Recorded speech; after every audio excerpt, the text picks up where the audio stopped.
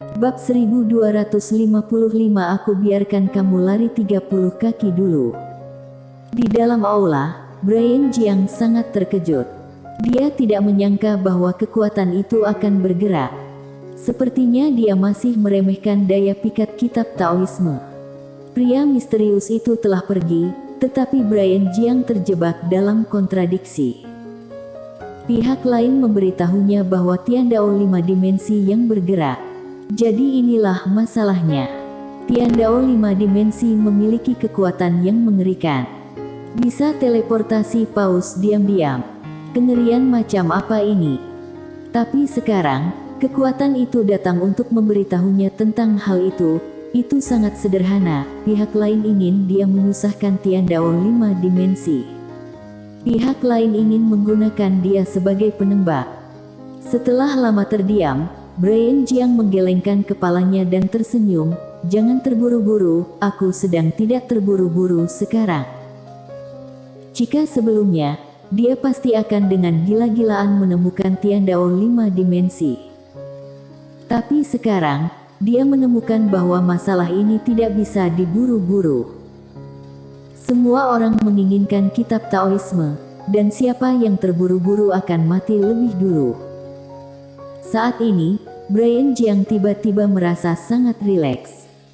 Ketika tidak terlalu terikat dengan kitab Taoisme itu, jadi santai.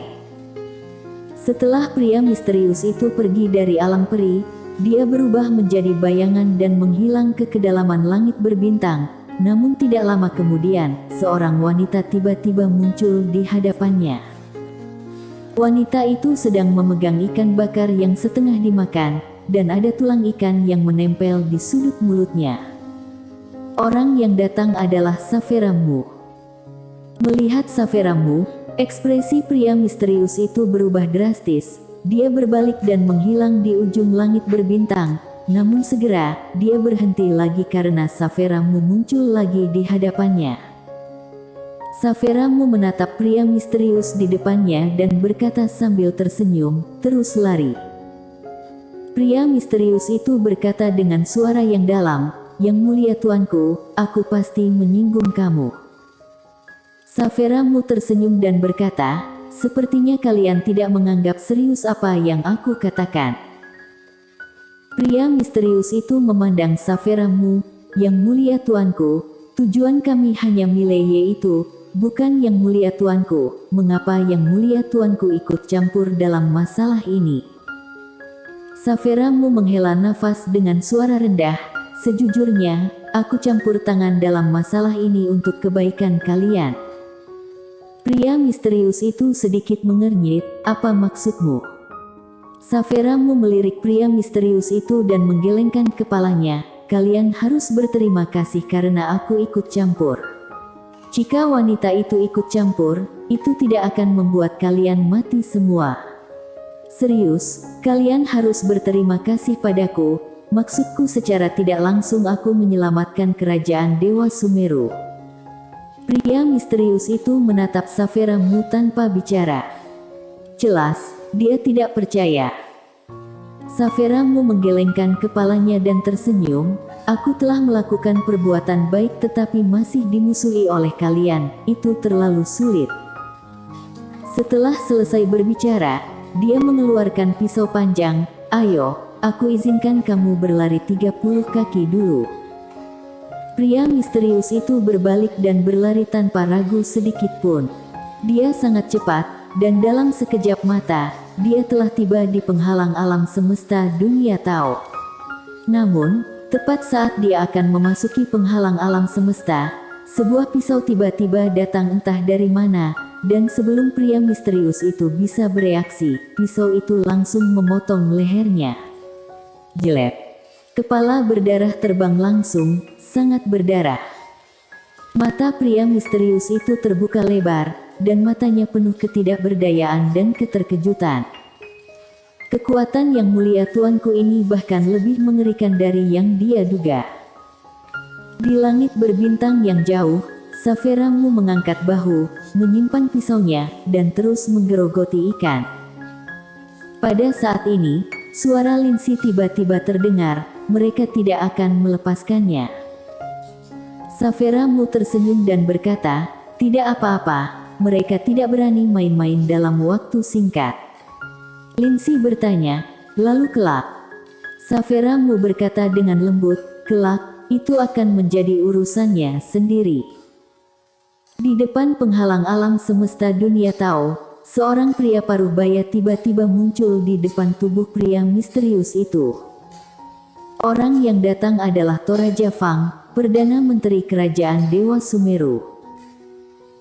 Setelah Toraja Fang lama memandangi mayat itu, dia berbalik, dan pada suatu saat di depannya berdiri seorang pria berbaju putih. Pria berbaju putih dengan rambut panjang sebahu, dengan tangan di belakang punggung, ekspresinya tenang, tapi berwibawa.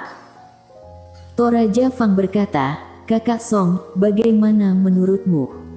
Orang ini adalah Yang Mulia Zeno Wu dari Kerajaan Dewa Sumeru yang terkenal, yang bertanggung jawab atas pasukan langit yang paling elit di Kerajaan Dewa Sumeru. Zeno Wu melirik tubuh pria misterius itu, dan berkata dengan lembut, "Seharusnya sejauh itu." Mendengar itu, Toraja Fang terdiam, dan wajahnya menjadi lebih serius. Zeno Wu melihat jauh ke langit berbintang, dan pada saat ini, Saveramu, yang sedang memanggang ikan, tiba-tiba mengangkat kepalanya, dan sudut mulutnya sedikit terangkat. "Apakah kamu ingin bertarung?" Zeno Wu tidak punya omong kosong, dia meninju. Dengan pukulan ini, sebuah tanda tinju menembus ruang hampa dan langsung mengenai Saveramu. Dalam tinju ini, ada aura pembunuhan yang tak ada habisnya, seperti banjir binatang buas, yang membuat orang tidak berani melihatnya secara langsung. Tidak hanya itu, dalam tinju ini juga terdapat 3 jenis aturan Tao. Aturan Tao pembunuhan, aturan Tao jiwa tinju, aturan Tao dominan. Ketiga jenis aturan Tao telah mencapai titik ekstrim. Pukulan ini tidak lagi dalam Tao. Di langit berbintang, Saveramu meletakkan ikan bakar di tangannya. Saat tinju menghampirinya, dia maju selangkah, 1 langkah mendarat, ruang hampa di sekelilingnya langsung menjadi ilusi, dan saat kepalaan datang di depannya, dia tiba-tiba menunjuk, dan jari ini tepat berada di ujung kepalan tangan yang kuat itu. Bang! Dalam sekejap, tinju itu menghilang tanpa bekas. Semua lenyap. Seluruh langit berbintang kembali tenang. Zeno Wu itu menatap Saveramu dalam-dalam, dan berkata, "Ayo pergi." Setelah berbicara, dia dan Toraja Fang langsung menjadi tidak nyata. Sudut mulut Saveramu sedikit berkedut, "Datang jika kamu mau, pergi jika kamu mau." Setelah selesai berbicara, dia tiba-tiba mengepalkan tangan kanannya di udara, dan dalam sekejap, tubuh ilusi Zeno Wu dan Toraja Fang mulai mengeras secara bertahap. Melihat pemandangan ini, wajah keduanya berubah. Dan pada saat itu, Zeno Wu tiba-tiba mengeluarkan pisau yang patah dan menebas ke depan. Energi pisau menerobos ruang hampa tepat di depan Saveramu. Namun, Saveramu hanya melambaikannya dengan santai. Energi pisau menghilang. Saat ini, dia sudah muncul di depan Zeno Wu berdua. Tetapi pada saat ini, kekuatan misterius tiba-tiba muncul di lapangan. Saveramu sedikit mengernyit ketika dia melihat ke atas. Sebuah pisau terbang kecil jatuh lurus ke bawah. Saveramu menunjuk ke atas. Bang! Begitu dia menunjuk, ruang hampa di atas kepalanya tiba-tiba menjadi tidak nyata, tetapi pisau terbang itu cukup kuat untuk langsung menembus kekuatan Saveramu, dan langsung mencapai puncak kepala Saveramu, tetapi gagal membunuh Saveramu. Pisau terbang berhenti beberapa inci di atas kepala Saveramu. Tepatnya dihadang oleh segumpal jiwa pedang. Jiwa pedang keluar. Pada saat ini, pisau terbang itu tiba-tiba menjadi tidak nyata dan menghilang. Namun, Zeno Wu dan keduanya menghilang. Saveramu melihat penghalang alam semesta di depannya, dan setelah hening sejenak, dia berkata dengan lembut, "Waktuku benar-benar hampir habis." Setelah berbicara, dia berbalik dan pergi. Alam semesta 6 dimensi. Saat ini, Mileye masih memahami alam escape. Dan kepala biara itu dan yang lainnya masih menunggu di luar aula. Sekitar 5 hari kemudian, Mileye, yang sedang duduk bersila di aula, tiba-tiba membuka matanya, dan tiba-tiba, aura di sekelilingnya mulai menjadi semakin kuat. Itu berlangsung seperti ini untuk waktu yang tidak diketahui, dan Mileye tiba-tiba berdiri.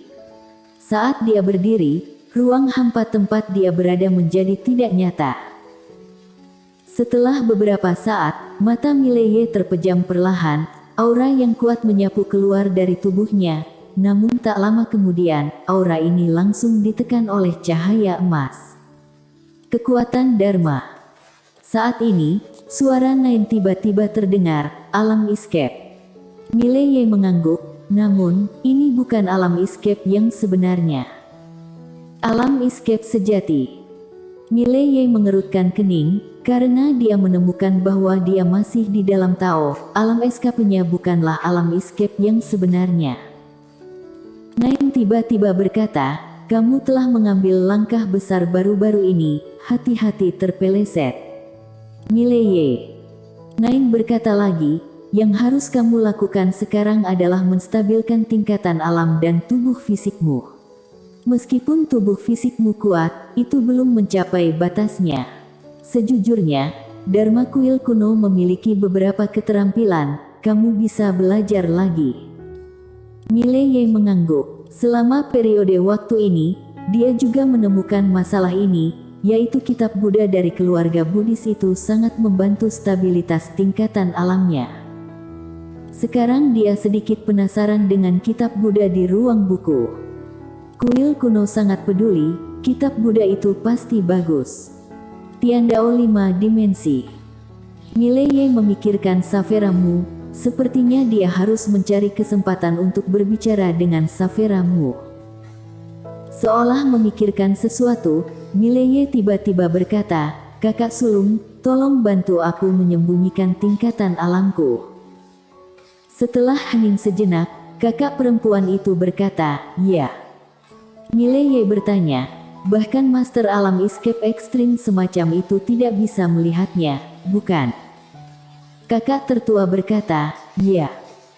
Setelah berbicara, aturan Tao di menara tiba-tiba bergetar, dan segera, kekuatan misterius langsung memblokir Mileye, dan setelah beberapa saat, auranya langsung disembunyikan. Mileye tiba-tiba berkata, cukup untuk menyembunyikan alam escape. Dia menemukan jawabannya. Berpura-pura menjadi lemah untuk mengelabui orang. Jika musuh mengetahui bahwa dia berada di alam escape, mereka pasti akan menyiapkan 12% dari kekuatan mereka untuk menghadapinya, tetapi jika dia tetap kembali ke alam sebelumnya, mereka akan meremehkannya.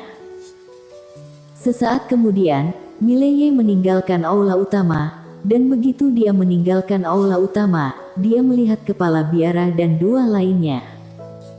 Kepala biara menatap Mileye, tertegun, kamu belum menerobos. Mileye menghela nafas dengan suara rendah, dengan ekspresi muram, ini hampir beruntung. Kepala biara terlihat agak heran. Menurutnya, Mileye seharusnya bisa mencapai alam escape. Pria ini tidak hanya berkulit tebal, tapi juga sangat berbakat. Tapi dia tidak menyangka Mileye tidak menerobos ke alam escape. Karena tidak percaya, kepala biara sekali lagi memperhatikan Mileye. Dilihat dari auranya, meskipun aura Mileye jauh lebih kuat dari sebelumnya, dia masih dalam kondisi alam pemurnian dan penerobosan. Saat ini, Mileye tiba-tiba berkata, sebenarnya hanya sedikit lagi. Kepala biara bertanya, apa maksudmu? Mileye menghela nafas dengan suara rendah, aku sudah menyentuh ambang itu, tetapi karena alasanku sendiri, aku masih sedikit kekurangan untuk menembus titik kritis itu. Saat dia berbicara, dia menggelengkan kepalanya dan menghela nafas lagi, sedikit kecewa. Kepala biara ragu-ragu sejenak, lalu berkata, "Jangan berkecil hati, karena kamu telah menyentuh ambang pintu, hanya masalah waktu sebelum kamu mencapai alam escape. Selama waktu ini, kamu harus berlatih Dharma di kuil." Mileye mengangguk, "Ya." Setelah beberapa saat, kepala biara dan lainnya pergi. Mileye hendak pergi, ketika sebuah suara tiba-tiba terdengar di kepalanya. Mileye sangat gembira, lalu langsung menghilang di tempatnya. Bersambung.